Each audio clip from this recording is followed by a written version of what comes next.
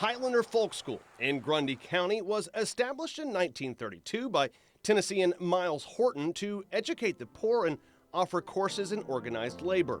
What Miles Horton attempted to do when he started Highlander was to educate those people and give them a voice in what he considered their role in American democracy, because they were being left behind.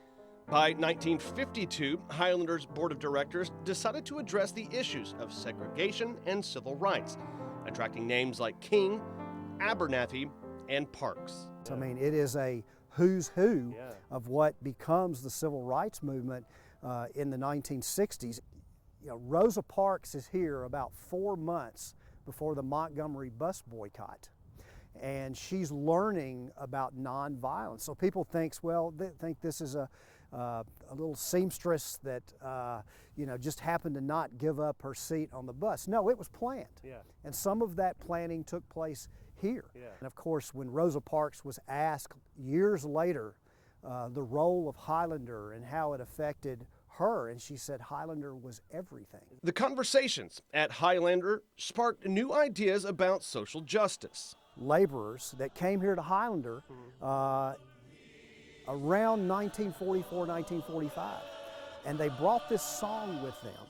In 1957, when Pete Seeger came back, it was finally introduced to Pete Seeger, and so he changed a couple of the verses, and he changed it to "We Shall Overcome," which eventually becomes a significant part of the civil rights movement. As the black civil rights movement exploded, the school became a lightning rod for segregationists who condemned it as a communist and radical breeding ground.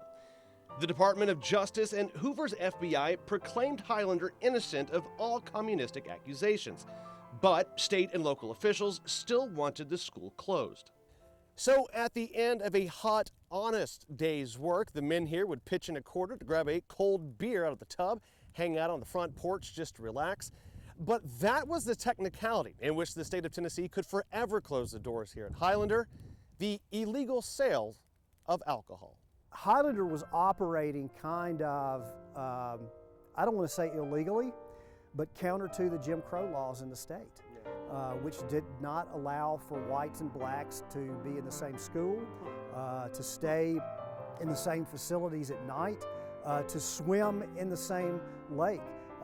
As Andrew Young told me, the first time he visited Highlander, he was struck immediately by there were white people and black people swimming together in the lake. The doors were locked at Highlander, but the ideas that were born here could never be silenced. They're the people that are on the streets that are fighting for your rights as an individual, to be able to vote, to be able to go to school where you want to go to school, to be able to love who you want to love, to be able to marry who you want to marry. Those are individual choices that people make, and I'm still having those debates today.